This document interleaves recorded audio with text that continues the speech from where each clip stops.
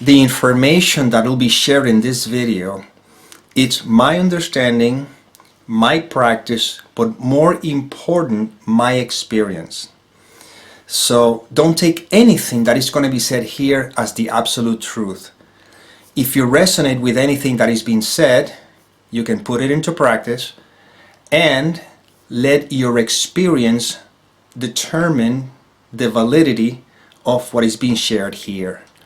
Having said that, enjoy this video.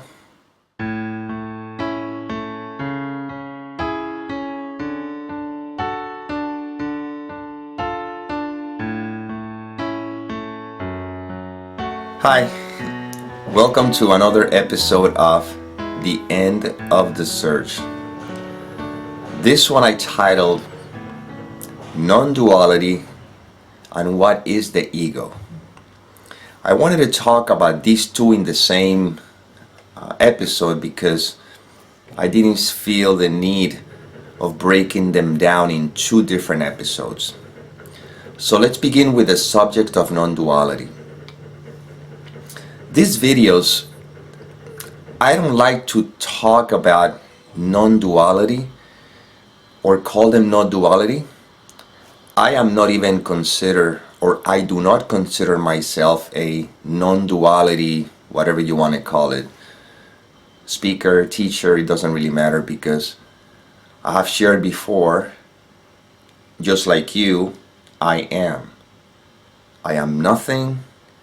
I am nobody. I am.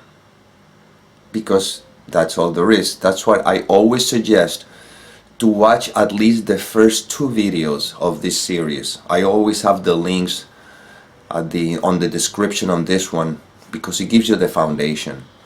So if I were to address non-duality, non-duality is practically the complete disappearance of everything that could be perceived. I believe it was Krishnamurti used to say, a lot of people like to talk about this world is an illusion, but they don't include themselves in it, you know? So from which point can I talk about non-duality if non-duality is the disappearance again of everything? Look at it this way. Within the context of the dream, just for the sake of give you a context, right? When you go to bed at night and you fall asleep and you are in deep sleep, not when you are dreaming, because in dreaming there's still images, but when you are in deep sleep where there's no you, technically speaking, there's no thoughts, there's nothing whatsoever, just a space like aware, not even that, but again, words are limiting anyway. That space in which there's no you, there's nothing, there's just what is, well, that would be non-duality. And from that space, who would be there to talk about non-duality? So these videos are not so much about non-duality, they're more about something that is practical within the seeming appearance of the dream, and it's about peace, it's about happiness, which peace and happiness are the same thing, by the way. So these videos are about inner peace, the peace that passes all understanding, not about non-duality, even though you could say that they point in that direction, but let's not get caught in that term. Let's forget about that, okay? Now let's talk about the ego, the famous ego, right? At least the ways expressed through these videos. The tendency is to think that we have an ego. We hear that a lot. My ego, or the ego.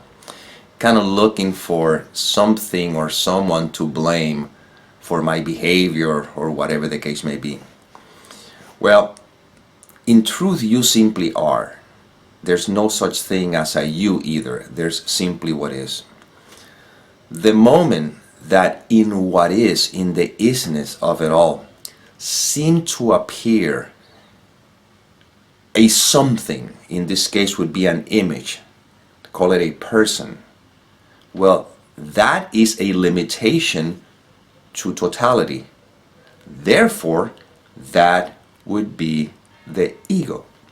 So, it's not that this person has an ego. It's that the person itself is the ego. You see? So, when you look at someone like Ramana Maharshi, Nisargadatta Maharaj, Buddha, Jesus, they take the form of something so that those who look like a something can relate to. You see? The truth is the wisdom that you are is the wisdom itself. But because you believe to be a person, well, maybe someone in the form of a person, or I should say the whole totality may take the form of a person, so you can relate to, thinking that you're talking to another person, and the information can be transmitted. Notice that in the world of illusion, the information can be transmitted through a thought, through an insight, right? Can be transmitted through a book, which is a something that seemed to appear in the world of illusion. Could be transmitted through a person, which is a something that appears to be in the world of illusion.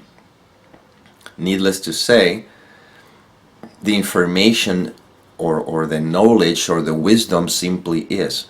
So as long as you believe you're a person, you are believing in the concept of ego, because you're believing you are something. So all of them, Ramana Maharshi, Nisargadatta Maharaj, they all have an ego, because they have or seem to have a limitation, a body. So that's what is referred to as ego. Now, what is it meant by living without an ego? Well, like I said, if you call Ramana Maharshi and says Ramana, he will answer is because he, in the form of a person, that is an ego. Living without the ego implies that I am experiencing myself as an individual, but by not believing the content of the mind, you see, by not believing the thoughts, I am not identified with the ego thought system. So I seem to be this ego, but if I don't believe in the conditioning, if I am free of the conditioning, I am free of the ego's perception. So in a way, I am an ego, but I am not identified with the egoic thought system. And that is what is referred to as having no ego. You see? Because if I try to get rid of the ego, that would be the ego trying to get rid of the ego, and the ego is not going to get rid of itself. You see? So I don't try to get rid of the ego.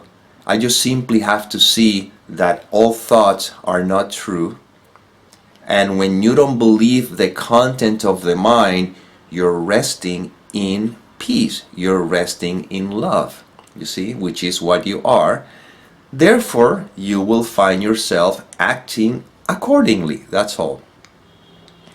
I know that rest in peace, it has not a very fun connotation, because we think that that is something you put on a tombstone. Well, in these videos, what we're reminding is that we can rest in peace even when while it appears that we are having the human experience. Because when you see that they put rest in peace in a tombstone, it could be said that is not because the body has been set aside, but because the content of the mind is not there. You see? So they live a life filled with worry, concerns, and everything. When the body is set aside and the mind is no longer identified with that, the resting in peace didn't happen because the body, quote unquote, died. The rest in peace happened because the mind is no longer there with the worries and the concerns. But if you don't believe the content of the mind right now, technically speaking, you are resting in peace while you are alive. Alive, quotations, because who would be alive? Remember, there's no one, there's no body, there's just pure consciousness, there's pure beingness, which is what we are. You see? We are being all the time. I addressed that in one of the videos as well. And the mistake is that we take the word being and we attach to it a concept, a word, human being, the supreme being. So now all of a sudden the human being is different from the supreme being, which may be called God or essence or whatever you want to call it. But if you take the word supreme and you take the word human, what is left? Beingness. And that's what you are. That's what we are. And beingness has no ego. You see? Because it has no body. It has no limitation. So just for the record, at least for these videos, there's no such thing as me and the ego. There is only the seeming appearance of a body, which is the ego, and the identification, which the conditioning or the thought system of the ego means of the person. When there's no identification with the thought system of the person, you are still living as if there's an ego, but without the conditioning, meaning without the identification with the ego thought system. That's why I never blame an ego, my ego. No, I am aware that the experience of being a human is already the ego. What I do notice is whether I am identified with the thought system of an individual, you see, ego, or the thought system of peace, which is not believing the content of the mind, not believing the thoughts.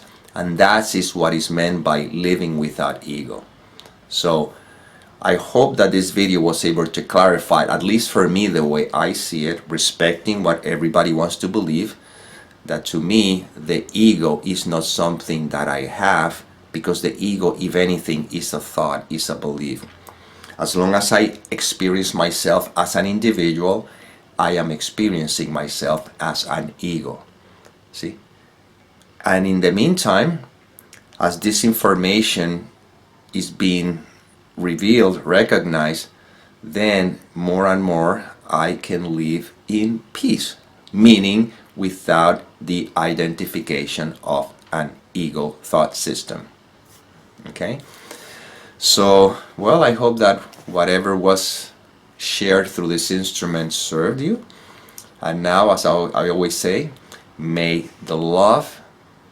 no, wait a minute. See, I keep getting... I want to get it sometime, May peace permeate the mind so that love can be extended.